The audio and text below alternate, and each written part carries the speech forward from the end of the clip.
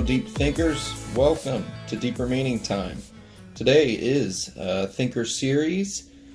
This is technically episode 11 of the Thinker Series. And today I wanted to... This will be a short one for a change. I know I usually say at the beginning of my episodes that they're going to be short or brief, and sometimes they aren't, and they're pretty long. But heck, to some people, there's like 3-hour, 4-hour long podcasts. So at least a lot of times there's people that have hour-long podcasts. So they are pretty brief in respect to other people's shows.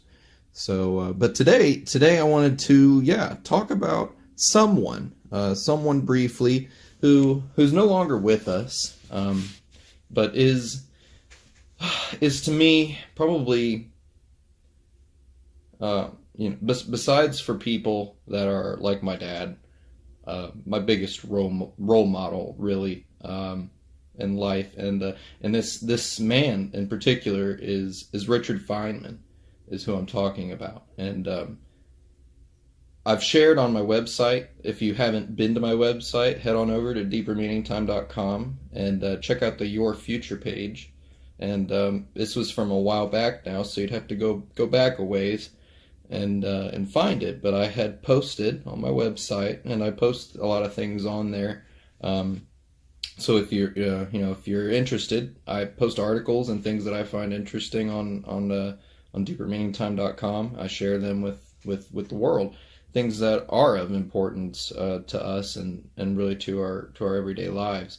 And Richard Feynman, he's a man that I don't think I can even ever think like. He was an absolute genius. He was a major proponent in really the birth of quantum mechanics and quantum electrodynamics and sort of different theories within the quantum physics community. And so you can read into them, and if you're into physics and science, you can find out all this stuff. And but I wanted to just share a couple things that he said in a lecture, but in a little video a TV show, maybe like a PBS type of series or something like that, where it was very old school. And he died in the 80s, and he was born in he was born in the late 20s, I think, like 1928 or something like that. I don't know his birthday exactly, but and to him, this is the funny thing. To Richard Feynman, for me to not know his birthday, that's not something that would offend him. That's not something that he would care about. And this is what I wanted to share, is that he has sort of these rules for thinking and rules for the way that he thinks, not necessarily rules that he's focusing on. They're just natural sort of laws for him, and that is that names don't matter, and if you're truly interested and you're truly listening and understanding, then if you will find the names, or you will get a grasp of the information regardless of names. Name and this isn't the only thing he said is that names don't matter.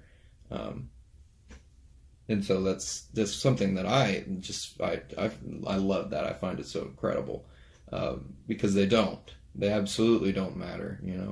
You could talk about electrons and protons and the atom, and you can talk about all kinds of different things, but the reality is that it's life. It's just the names of things. It doesn't matter. It doesn't. It's so strange to say, and that's why sometimes when people come up to me or ask me a question about anything remotely like science related, and as soon as you start talking, and you're spitting out terms and things you've heard and anything, it steers people in the wrong direction, because they hear these words and these names, and they think that they're not they'll never be able to understand whatever this person's saying, or anything like that. You could watch any video on YouTube that has something to do with physics, or to do with not even just physics, anything that you don't understand currently, things that you don't do, whether it's software development or politics even. There's a very unique game and rhythm and algorithm sort of to every thing that you do in your life. It doesn't matter what job it is, and so not everybody's going to understand it, but you can understand it, and that is what is important. And but what Richard Feynman loves to say in this, and I'll quote him from this from the video I watched, the little movie thing I watched. He said nobody wants to start from the beginning, and that really, and to me, quote unquote, to me that's really something. He is so absolutely right. People, and he was saying this was in like the 70s or something like that when he did this. So that right there is a clear example of what I mean, and we can look around us now, and still see it. It's a clear example of the failure that the education system and the media and miscommunications. It's what all of this has led up to, is the fact that everybody's too scared to do anything, because either you have to go through years of schooling to get it, or you don't. Richard Feynman knew nothing about physics. He liked math, but he started reading Paul Dirac's information. I mean, that's, he started from somewhere. He started from the beginning, and that is the same thing I've done because of my fascination with quantum physics and with physics and space. I have started from the beginning, and it has led me to this point. And I've read several books. I've read several journals from either from a science journal, or like an MIT or a Cambridge or an Oxford web page, things of that nature that are definitely a good sourced information, and it's easy to know that when you're on a source that it is a school, a university, or things of that nature. Wikipedia, I don't even trust Wikipedia nowadays. You can't necessarily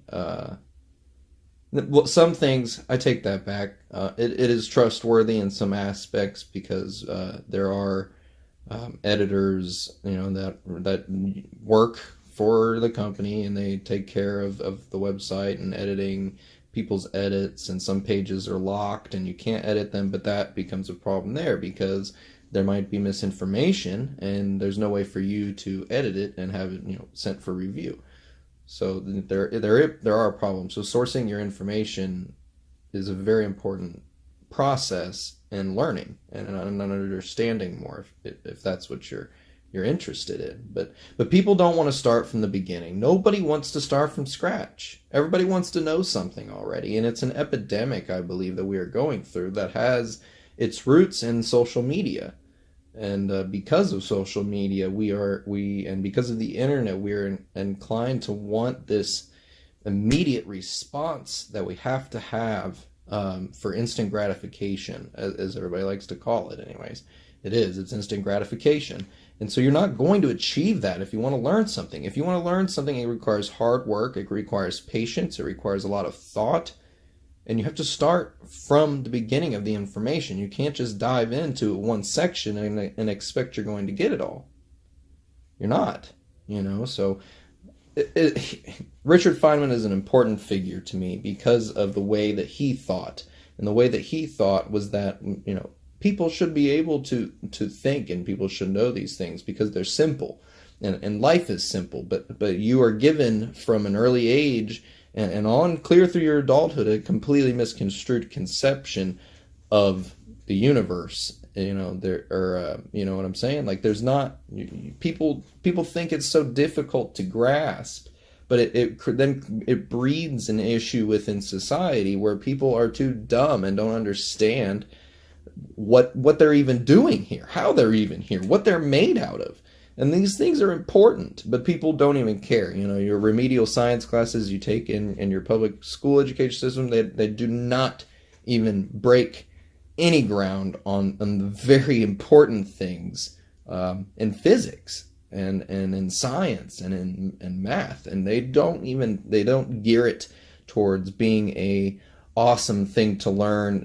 Kids don't want to do math, they don't want to do science because it's hard, quote unquote, but it's not. It's simple, and really to me, if I had it my way, I would probably push kids at elementary school ages into philosophy classes where they understand that when they can learn from other people that are older that have a simpler, more logical way of thought and reasoning, and that adds to, in my opinion, a simpler way for a child to take in the information and retain it, because it's simple. A child is simple. A child isn't quite complicated yet.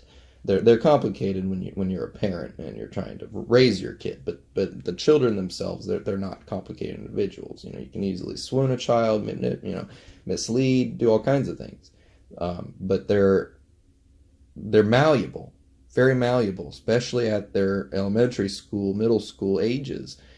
They need, our children need to be able to think simply and to understand that their lives are they have meaning. They are here for a reason, and there is a way in which life and order exists within what looks like complete chaos. But it's problematic and predictable, and everything it's very real.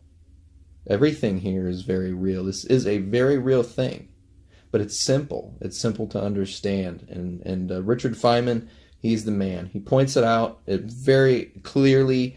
And he's very articulate, and the language that he uses is just it flows, and it's easy to understand. If you're interested in all kinds of things, I consider you look into Richard Feynman, watch some of his lectures, read some of his books.